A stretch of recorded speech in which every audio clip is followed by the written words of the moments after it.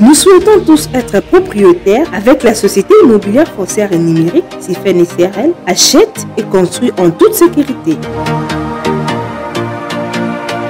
Sifen propose des solutions innovantes dans ses projets en utilisant les méthodes de travail les plus récentes, des normes internationales, un personnel de qualité ainsi que les outils de travail toujours à la pointe de la technologie.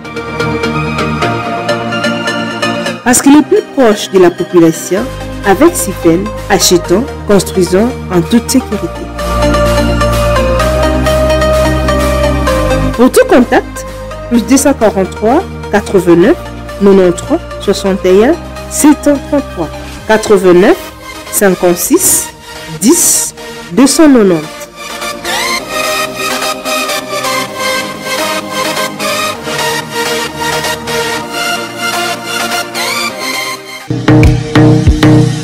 Parlons Profession, un magazine qui fait la promotion de personnes qui exercent un métier dans notre pays, des personnes qui pratiquent une profession et aussi des personnes qui sont en fonction.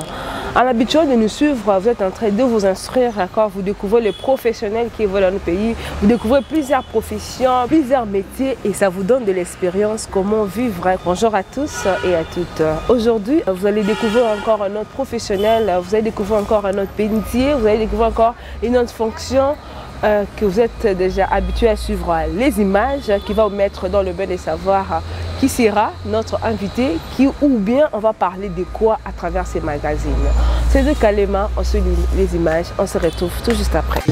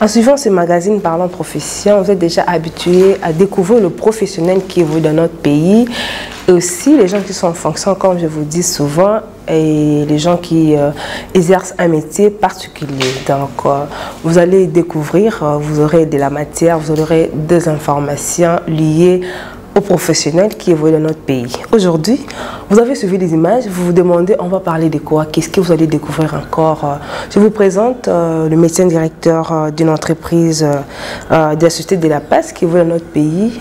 Il s'appelle le docteur Charles Kitenge. On va parler avec lui sur un sujet que beaucoup de gens ignorent. Il va parler de sa profession étant médecin aussi. On va aborder un sujet qui sera sur le soin préhospitalier d'urgence. À qui j'ai dit bonjour docteur Kitenge. Bonjour Hélène. Vous allez bien docteur? Ça va très bien. Et avant qu'on aborde les sujets qu'on va parler aujourd'hui, qui sera sur le soin pré-hospitalier d'urgence, que beaucoup de gens ignorent, peut-être c'est la première fois qu'on parle de ça à la télé, vous allez un peu de nous parler de votre profession étant médecin. Qu'est-ce que vous faites exactement? Merci beaucoup. Oui.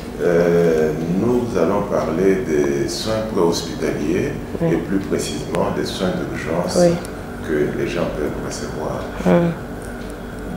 Normalement, quand vous tombez malade, quand vous avez un accident de circulation, quand vous avez un accident à domicile, il y a une série de choses qu'on doit faire avant que vous arriviez à l'hôpital.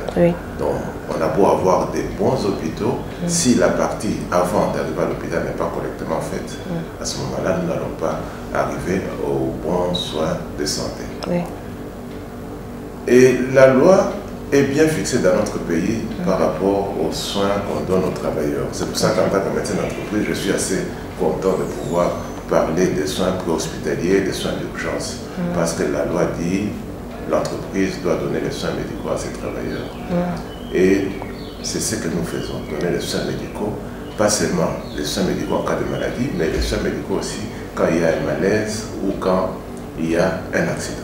Au moment où il y a un accident, il y a plusieurs choses qu'on doit pouvoir faire.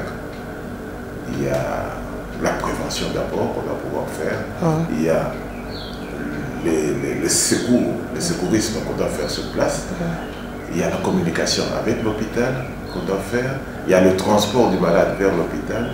Et puis finalement, les soins qu'on donne à l'hôpital. Donc ça fait plusieurs choses qui doivent être faites correctement si on veut avoir les soins de bonne qualité. Donc c'est de ça que nous allons parler aujourd'hui. Ok, merci. Je pense qu'à la maison, les gens ont compris, ils ont une idée par rapport à la profession de docteur, parce qu'il est le docteur du travail. Donc, vous occupez des travailleurs dans une société de la place. Parlons maintenant de notre sujet. Qu'est-ce que nous pouvons comprendre par rapport aux soins préhospitaliers d'urgence? Comme je l'ai dit tout à l'heure, les soins préhospitaliers d'urgence, si on doit donner la définition pure, c'est les soins que le personnel médical donne avant que le malade arrive à l'hôpital, avant que la victime arrive à l'hôpital. Mais je voudrais englober ça dans toute la prise en charge d'urgence pour tous les problèmes de santé. Comme j'ai dit tout à l'heure, quand quelqu'un a un accident sur la route, qu'est-ce qui se passe? Qui intervient? Et comment est-ce qu'il intervient? Et ça, c'est la faiblesse que nous avons dans notre pays. Et je voudrais, par cette émission, essayer de conscientiser et la population et les autorités pour que nous puissions améliorer l'accès universel aux soins de santé, notamment dans la partie des urgences. Ok, merci docteur. En parlant des soins, vous avez expliqué les soins préhospitaliers d'urgence, mais vous avez parlé, il y a beaucoup de choses, mais quels sont les aspects qu'on peut retrouver à l'intérieur des soins préhospitaliers d'urgence? J'ai parlé tout à l'heure des déterminants, des composants de ces soins de santé. J'ai parlé de la prévention. Je vais essayer d'analyser chaque aspect de la prévention. Les trous sur la route, l'excès de vitesse, la consommation d'alcool peuvent faire que le nombre d'accidents augmente. La présence, ou plutôt la prévalence du diabète, la prévalence de l'hypertension peut faire en sorte que nous avons beaucoup d'AVC, peut faire en sorte que nous avons beaucoup de comas diabétiques. Donc ça aussi, il y a moyen de faire une prévention en donnant des soins corrects par rapport à ça. Donc ça, c'est la partie prévention. Deuxièmement, la partie des secours. La partie des secours, chez nous, nous connaissons que le Croix-Rouge. Mais ça ne suffit pas. Nous devons, dans chaque foyer, dans chaque maison, avoir quelqu'un qui peut aider si un enfant avale un bouchon, si un grand-père fait un accident vasculaire cérébral ou si quelqu'un fait un arrêt cardiaque. Il y a des gestes qu'on peut faire dans ce cas-là et qu'on doit pouvoir faire parce que le temps, c'est de l'argent dans ce cas-ci. Pas seulement de l'argent, mais aussi de la santé. Si on perd le temps, on perd la personne aussi. Ça, c'est la partie secours. Troisièmement, le transport. Le transport du malade. Je ne sais pas combien d'accidents vous avez vus où on a envoyé une ambulance. En général, on se débrouille pour mettre la victime dans un taxi. Or, un accidenté doit être manipulé d'une certaine façon, sinon on aggrave les lésions. Donc là aussi, c'est un aspect qui entre dans les soins préhospitaliers par rapport aux passants. qui parfois empêchent qu'on puisse faire le travail convenablement ou parfois aggravent les lésions de la personne. Et puis finalement, nous arrivons à l'hôpital. Il faut que l'hôpital soit ouvert 24 sur 24 avec toutes les spécialités en rapport avec la traumatologie ou en rapport avec les pathologies sérieuses dont on a parlé tout à l'heure. Oui. Donc, un hôpital qui est ouvert, ça signifie que la radio fonctionne, ça signifie que le scanner fonctionne, ça signifie que tous les médecins sont en place, oui. 24 heures sur 24 et que les malades ne doivent pas attendre le lendemain matin pour pouvoir être soignés par rapport à son problème. Donc, si nous regardons toute cette chaîne, elle est cohérente et s'il y a un maillon faible, ça déteint sur la victime que nous allons avoir à la fin. Donc nous devons avoir correctement fait toutes ces étapes des soins d'urgence. Ok, merci docteur. Je pense que nous sommes en train d'avoir la matière concernant ces sujets. Et comment secourir, docteur? Parce que vous avez parlé, il peut y avoir un cas d'AVC, il peut y avoir un cas d'accident. Il faut former les secouristes, ce n'est pas seulement les gens de Croix-Rouge, mais comment secourir une personne? En cas d'accident, par exemple, en cas de brûlure à la maison, en cas d'AVC, comment secourir? Comment apprendre à la population de secourir une personne, comme il n'est pas corps médical? Ok. Les soins hospitaliers concernent essentiellement le personnel médical, paramédical, mais le secourisme concerne tout le monde. Oui. Pour secourir, il y a 3 étapes qu'il faut connaître. La première étape, c'est protéger. Protéger. Quand il y a un accident, on doit faire en sorte qu'il n'y ait pas de suraccident. On doit faire en sorte qu'il n'y ait pas d'autres personnes qui se blessent parce qu'il y a un attroupement, parce qu'on n'a pas bien garé les véhicules, parce qu'on n'a pas déplacé la machine qui est à la base de l'accident. Donc, premier point, protéger. Deuxième point, alerter. Ok. Ça signifie qu'il faut appeler l'hôpital, qu'il faut appeler l'ambulance, il faut se faire guider par le personnel médical qui connaissent comment est-ce qu'on peut gérer ce genre de problème. On ne peut jamais secourir seul. On peut secourir quand on est nombreux. Et si vous avez quelqu'un qui a des compétences médicales qui peut vous guider, ça donne encore plus de survie à la victime. Et la troisième étape, c'est le secours, bien sûr. À ce moment-là, il y a plusieurs choses qu'on apprend aux secouristes. Si on prend les accidents les plus fréquents, c'est l'étouffement, c'est l'hémorragie, c'est l'arrêt cardiaque. Qu'est-ce que je peux ajouter encore d'autre? C'est l'inconscience. Donc quelqu'un qui qui devient inconscient, mais on ajouterait aussi les accidents vasculaires cérébraux qui sont aussi une pathologie assez fréquente. Quand quelqu'un a une hémorragie, la solution c'est comprimer. C'est tout. Donc il faut empêcher le sang de sortir. On comprime avec la main, on comprime avec un pansement, on comprime avec un bandage. Le temps d'amener à l'hôpital. Le temps de partir à l'hôpital. Quand quelqu'un fait un arrêt cardio-respiratoire, le traitement c'est le massage cardiaque. Et si c'est un membre de famille, bouche à bouche. Si ce n'est pas un membre de famille, il faut faire le masque pour bâtonner le malade. Quand c'est un accident vasculaire cérébral, il faut amener le malade dans un hôpital où on peut traiter ce problème dans les 3 à 4 heures. 3 à 4 heures. Au-delà de 4 heures, ça ne sert plus à grand-chose, la pathologie est constituée. Donc c'est tout un cours pour les secouristes. Je ne vais pas entrer dans les détails de tout ceci, mais j'encourage déjà à suivre le cours de secourisme parce que ça peut aider à sauver des vies dans leur propre maison. Oui, merci docteur. Donc, vous avez tout le monde peut secourir. Est-ce qu'un enfant peut secourir aussi à la maison? Oui. Comment? Un enfant peut secourir, c'est tout simple. Dans le cas d'une hémorragie, l'enfant peut comprimer. L'enfant peut appeler, prendre le téléphone, appeler l'hôpital. C'est déjà une participation au secours. En cas d'inconscience, l'enfant, on peut lui apprendre à mettre la personne en position latérale de sécurité, comme on appelle. Donc, il faut que dans la maison, tout le monde sache comment se débrouiller pour aider celui qui a eu un malaise ou qui a eu un accident. Ah, ok. Oui, docteur, je vais donner un exemple courant à ce qui se passe à la maison. Souvent, le moment quand l'enfant s'ébrile, il précipite pour mettre les urines. Qu'est-ce que ça a à voir avec ça? Est-ce que ça sauve aussi des vies, l'effet de mettre les urines? C'est une bonne pratique? Qu'est-ce que vous pouvez dire par rapport à ça? Normalement, quand il y a une brûlure, le premier traitement, c'est refroidir la brûlure. Donc, on met de l'eau froide, de l'eau de robinet, pas de l'eau glacée, on met de l'eau de robinet sur la brûlure. Ça réduit l'extension de la brûlure et ça diminue la douleur. Ça, c'est le traitement classique. Oui.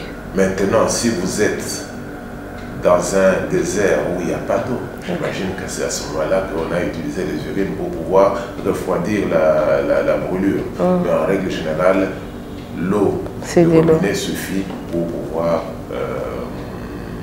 apaiser la brûlure. Oui, merci. Je pense qu'à la maison, les gens ont compris. Je pense que il y a des choses qu'on voit.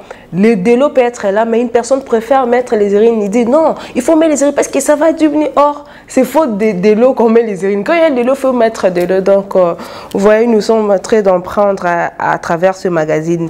Docteur, plusieurs difficultés liées au métier, en fait, aux accidents qui entourent les gens qui évoluent dans notre pays. Mais quelles sont les difficultés qu'on retrouve sur le plan des soins pré-hospitaliers d'urgence?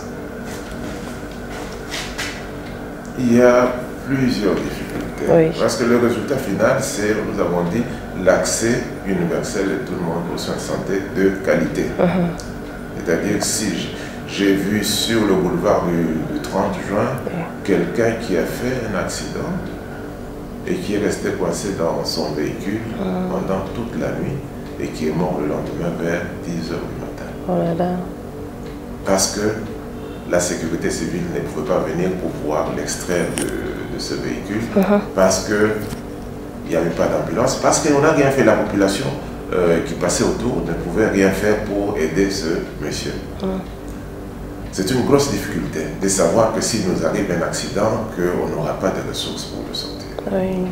Si nous voulons être moins stressés, nous devons entre autres savoir que si nous avons un problème de santé, ce problème va être résolu assez facilement. Oui. Nous serons sûrement moins stressés. Nous allons peut-être penser à d'autres préoccupations que celles de la santé. Donc si nous regardons les différentes étapes, on dira la première chose, c'est la sensibilisation de la population. Oui. Savoir que quand il y a un accident, ça ne sert à rien de faire l'attroupement. Parce que l'attroupement peut tuer la personne. Si vous n'avez rien à faire à cet endroit-là, ne passez pas votre temps à faire des photos ou à filmer. Plutôt aider à soigner la personne qui vient d'avoir un accident ou un malaise. Avant cela, nous avons la construction des routes. Oui. On voit parfois des routes asphaltées qui passent devant des écoles où il n'y a pas de dos d'âne. Ce qui fait que le véhicule passe à grande vitesse. Oui. Là aussi, c'est un problème. Parce que ces enfants qui traversent la route peuvent avoir des problèmes de santé par le fait qu'ils sont heurtés par les véhicules qui passent à grande vitesse. Nous avons parlé des ambulances, mais ça, je ne sais pas s'il y a une solution avec les embouteillages que nous avons dans notre maison. Si vous attendez l'ambulance, ça arrivera sûrement en retard. Là, nous entrons maintenant dans la troisième partie qui est la formation des secouristes. Un secouriste sait que quand il y a un accident de moto, on ne se précipite pas à enlever le casque n'importe comment. Parce qu'il peut y avoir une fracture de la colonne cervicale. Un secouriste sait que quand il y a une fracture des membres, on ne va pas commencer à corriger le membre. Il sait que quand on a mis un garrot, il y a des conditions pour mettre le garrot. Donc la formation de la population, des personnes qui peuvent être des secouristes, ça peut être aussi un aspect très important à prendre en considération. Et les hôpitaux, bien sûr. Nous avons plein de formations médicales, on dit des gabelots médicaux, partout dans la ville de Kinshasa par exemple, mais tous ne sont pas à même de prendre en charge les cas traumatologiques, ne sont pas à même de prendre en charge les gros malaises. Donc ça aussi, il appartient à l'autorité publique de pouvoir réglementer ces hôpitaux et au pouvoir aussi indiquer où se trouve quel hôpital où vous pouvez aller si vous avez tel type de problème. On doit savoir que si vous avez un accident avec traumatisme crânien, vous devez aller dans l'hôpital X. C'est déjà reconnu. Oui. Malaise, vous devez aller dans l'hôpital Y. Et finalement, les médecins, le personnel de santé qui se trouve dans ces hôpitaux doivent être formés par rapport à ces pathologies, par rapport à ces traumatismes. Et ces formations ne doivent pas être seulement des formations académiques qu'on a eues à l'université, mais il doit y avoir une formation continue parce que la science évolue tous les jours. Voilà. Ok, merci docteur. Je suis même partie parfois, c'est comme ça que je suis vraiment informée moi-même. Je suis en train d'être informée, c'est même, je dis, c'est même l'importance de ces magazines. Nous sommes là pour promouvoir le professionnel de qui vient dans notre pays, parler des sujets que les gens ignorent quand on rencontre un professionnel et nous apprend vraiment, nous avons la matière. Docteur, comment se fait la prise en charge? Non, les prises en charge sont en fonction des pathologies. Oui. Mais comme j'ai dit, en cas d'AVC, on dit le temps, ça vaut... Il faut courir vers le temps. Ça vaut les cellules du cerveau. Oui. Plus vous perdez du temps, plus vous perdez les cellules du cerveau. Oui. Dans un arrêt cardiaque, la perte du temps, ça vaut les muscles du cœur. Plus vous perdez du temps, plus le cœur va mal fonctionner. Oui. Et la personne, après un arrêt respiratoire, est morte après 10 minutes. Okay. Donc, si vous attendez de le mettre dans l'ambulance pour arriver avec les embouteillages, 30 minutes plus tard, ça ne sert plus à rien.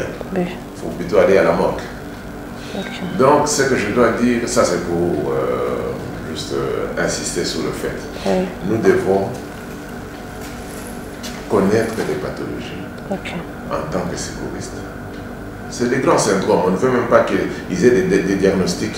Mais il doit savoir que cette personne ne respire pas. Cette personne a un cœur qui est à l'arrêt. Cette personne fait une crise d'asthme. Cette personne est en train de saigner, ça se voit.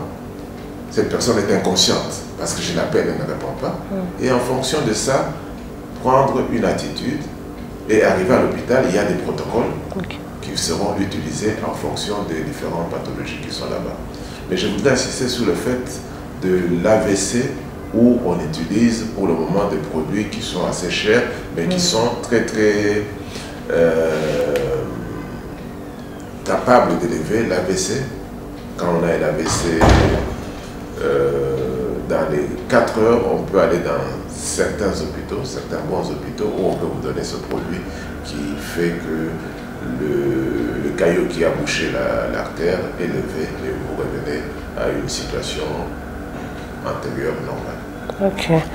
Merci docteur. Et docteur, quelles sont les conséquences d'une mauvaise prise en charge de soins pré-hospitaliers d'urgence?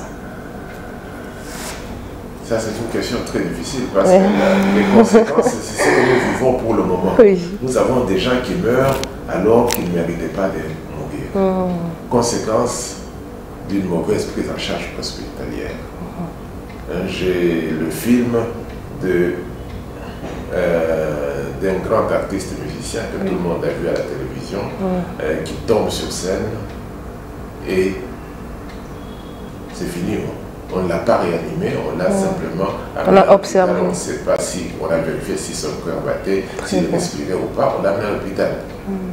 À l'inverse, nous avons vu un match de foot, je crois que c'était la Finlande, où un joueur a eu un arrêt cardio-respiratoire et que le massage cardiaque a commencé sur le terrain. Et moins de 10 minutes plus tard, cette personne était à nouveau vivante et a été acheminée à l'hôpital. C'est deux exemples qui montrent qu'il y a des choses à faire. Oui. Voilà, merci. Merci docteur, vraiment. C'est une très belle émission. Moi-même, j'ai aimé la façon dont on est en train de parler. C'est en train de nous apprendre. Moi, je vais être secouriste. Est-ce qu'il y a une école pour former les secouristes dans notre pays, docteur? Je ne sais pas répondre à cette question, mais je veux dire, ici chez nous, dans notre entreprise, nous formons nous-mêmes les secouristes. Donc, si vous voulez, un jour, vous pourrez être participant à cette formation. C'est 10 heures de formation. Mais le personnel paramédical ici chez moi a suivi les cours internationaux qu'on appelle le BLS. On appelle BLS, c'est-à-dire Basic Life Support. ACLS, c'est-à-dire Cardiac Advanced Life Support. Et ITLS, qui intéresse les traumatismes. Ça, ce sont des cours internationaux qu'ils ont eus et ce sont des cours qui se donnent tous les 2 ans. Mais ça, c'est pour le soin préhospitalier spécialement. Pour le reste, pour le secourisme, on peut avoir une formation. Moi, j'en donne, mais je suppose qu'il doit y avoir quelques écoles qui donnent ces formations-là. Je crois que l'hôpital de Monco les donne la même chose. Ok. Merci docteur. Les gens vous ont suivi à la maison, ils sont vraiment intéressés. Ils se disent par exemple, comme vous avez dit, tout le monde doit être formé par rapport au secourisme parce qu'on a parlé un bon sujet que beaucoup de gens ignorent, beaucoup de gens pratiquent. Parce que moi aussi, j'ai pratiqué quand une personne se brûle. Directement, je mets des urines. Or, il faut mettre de l'eau. Comme on a eu la matière aujourd'hui, on a été informé par rapport à ça. C'est vraiment très capital. Les gens qui sont intéressés de vous contacter, est-ce que c'est possible de vous voir pour qu'ils puissent venir aussi assister à vos formations de secourisme? Oui, la formation, à part ce temps de Covid, s'est fait avec 10 personnes maximum. Oh là là. 10 personnes maximum, ce n'est pas une grande classe parce que nous voulons respecter les gestes barrières et pas nous contaminer au travers de cette formation. Mais il n'y a pas de problème, on peut me contacter et voir ce qu'on peut faire. Je ne vais pas donner mon numéro de téléphone à la télévision parce que je vais être trop dérangé. Mais c'est possible, ils vont vous appeler et vous leur direz ce qu'il faut faire. Ok. Merci beaucoup, Dr Charles. Je rappelle aux téléspectateurs de ces magazines Parlons Profession, nous avons eu l'honneur de recevoir Dr Charles Kitenge. Il est médecin directeur dans une entreprise de la place. On ne peut pas citer les noms ici parce qu'on ne fait pas la pub. On a parlé d'un bon sujet concernant sur le soin après hospitalier d'urgence. Mais docteur, on vous a suivi. Quel est le message qu'on peut retenir de vous à travers ces magazines Parlons Profession concernant ce sujet? Le message pour moi, c'est que nous devons être des bons citoyens, préoccupés par notre prochain. Et pour cela, nous devons faire beaucoup de prévention. Pour cela, nous devons faire une bonne prise en charge de nos prochains qui ont des problèmes et aussi influer sur l'autorité publique pour qu'ils nous aide à avoir un accès universel aux soins de santé. C'est mon message. Vraiment, merci beaucoup. Un message très capital. Donc, merci à tout le monde. Je pense que nous sommes déjà arrivés à la fin de ces magazines. Merci à toutes les personnes qui m'écrivent de partout, de toutes les personnes qui m'appellent, de toutes les personnes qui veulent participer à ces magazines. Nous sommes là, nous sommes ouverts. Vous voulez contacter le docteur Charles Kitenge concernant, vous voulez avoir des formations sur le secourisme parce qu'il a dit tout le monde doit être informé, doit être formé par rapport au secourisme parce que nous pouvons sauver des vies. Il a donné un exemple très capital. On a perdu une grande personnalité de notre pays parce que on l'a regardé au lieu de le sauver. Merci à vous tous, vous êtes très nombreux. Merci à mon partenaire de tous les temps, ingénieur Guilhem Kassamatondo. Je vous dis, on achète, on construit en toute sécurité à travers la société CIFEN. Merci à Teddy Kalema pour ton travail. Merci à la chaîne Arc-en-Ciel, à M. Tite Liyongi pour la collaboration. Suivez-nous chaque samedi à 21h juste sur Arc-en-Ciel Télévision, dimanche à 17h30 pour la rediffusion, mardi 15h30 pour la rediffusion et aussi jeudi à 10h30 pour la rediffusion. Écrivez-nous, appelez-nous, contactez-nous sur notre chaîne YouTube Parlons Profession en RDC. Écrivez-nous sur notre page Facebook, Instagram. Nous sommes là pour promouvoir ce que vous faites. Vous avez aimé, écrivez-nous, appelez-nous. Merci, comme je dis souvent, à très bientôt.